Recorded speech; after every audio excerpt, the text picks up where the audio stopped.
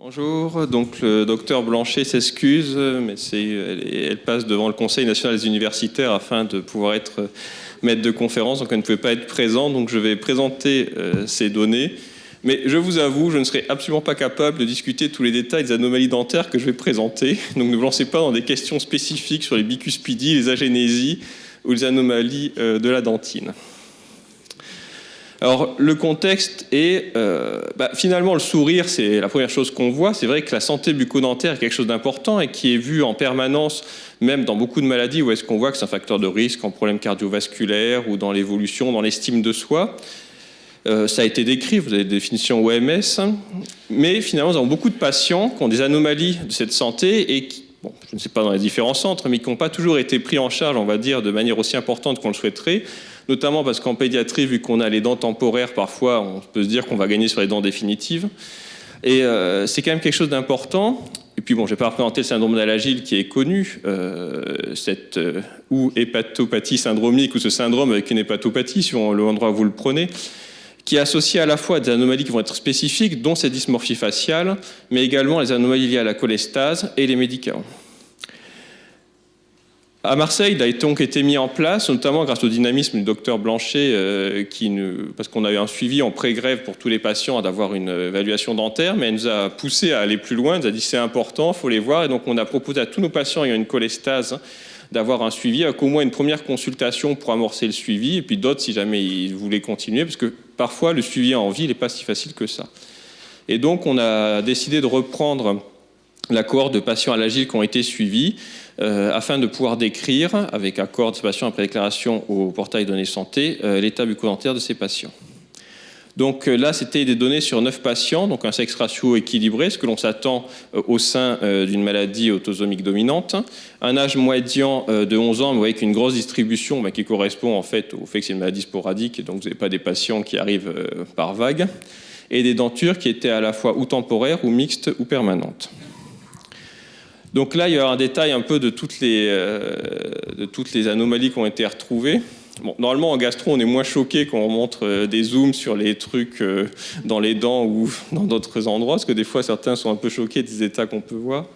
On a des états, donc des hygiènes qui étaient insuffisantes, avec 6 sur 9 qui avaient de la plaque dentaire ou du tartre, des parodontes inflammatoires dans 5 sur 9, des récessions gingivales dans 2 sur 9, un frein lingual court et des langues géographiques.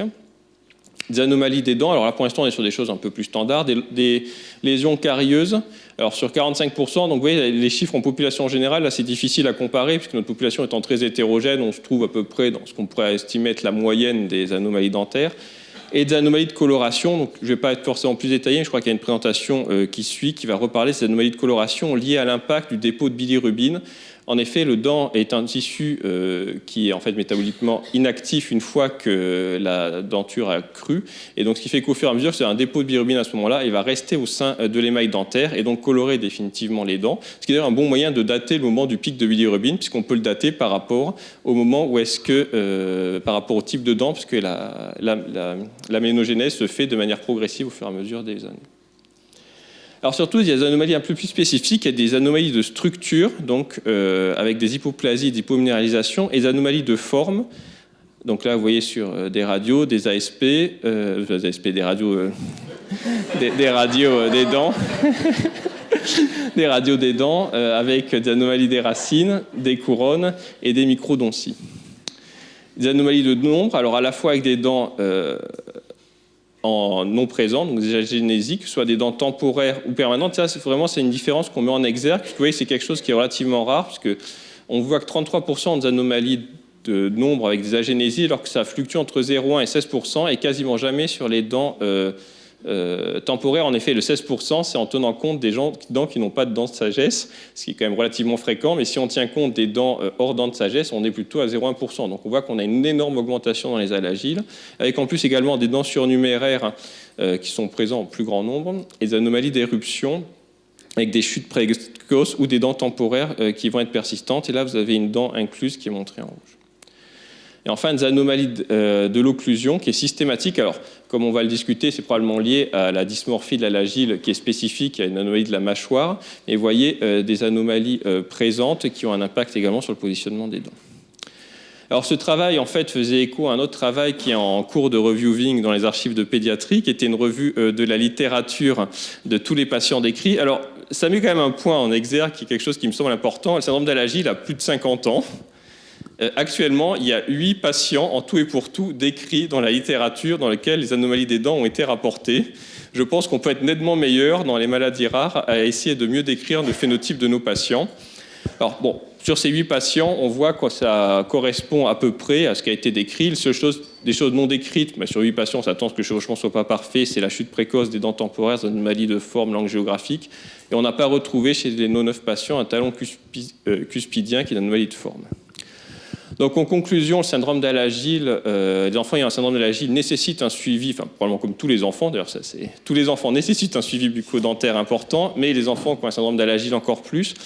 Il y a probablement un chevauchement de 3 niveaux d'intrication dans les lésions, les anomalies imputables directement au syndrome, comme les anomalies de croissance du maxillaire, ça on est quasiment sûr, mais les anomalies de nombre pourraient être imputables. Finalement, le syndrome d'Al-Agil est une anomalie de la voie Jack-Notch, donc une anomalie de morphogénèse, donc probablement ça c'est plus spécifique.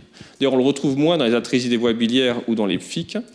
Les anomalies de coloration, elles, sont probablement directement imputables à la cholestase.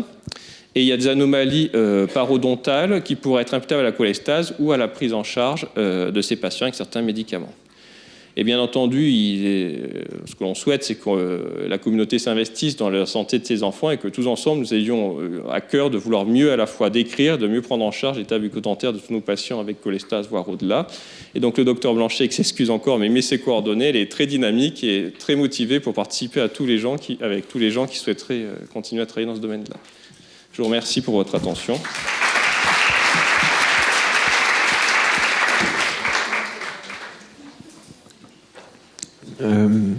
Emmanuel. Merci beaucoup, Alexandre. Je n'ai pas vraiment de questions, juste vous féliciter pour avoir fait cet état des lieux de la littérature et pour cette première présentation qui s'inscrit dans clairement finalement une dynamique d'intérêt du réseau maladies rares, atrésie ovulaire, cholestase génétique pour s'intéresser effectivement à ce problème esthétique et les conséquences psychologiques. Et donc on a eu l'occasion de discuter au cours de la dernière journée Fil-Foi. Il y a la présentation de Nolwenn qui va suivre, qui va renforcer un peu l'importance du sujet. Et très clairement, on est impliqué et investi collectivement pour essayer d'apparier nos centres de référence à des centres de référence dentaires pour pouvoir proposer des filières de soins spécifiques pour ces patients, à la fois un suivi et une prévention, et surtout pour ceux qui ont des lésions de dyschromie avec des conséquences psychologiques et esthétiques graves, des mesures correctrices. Non, mais je pense qu'effectivement, c'est un sujet, comme tu le signales, qui a été saisi par la communauté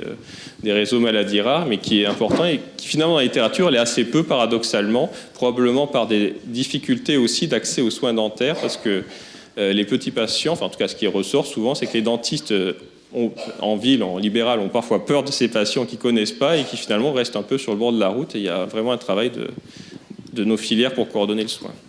J'ajouterais juste que dans le syndrome d'Al-Agil, il y a cette tendance à un surrisque hémorragique qui, en plus, fait que les soins dentaires sont parfois compliqués, sans parler des patients insuffisants hépatiques pour lesquels, effectivement, c'est compliqué d'obtenir des soins dentaires en libéral.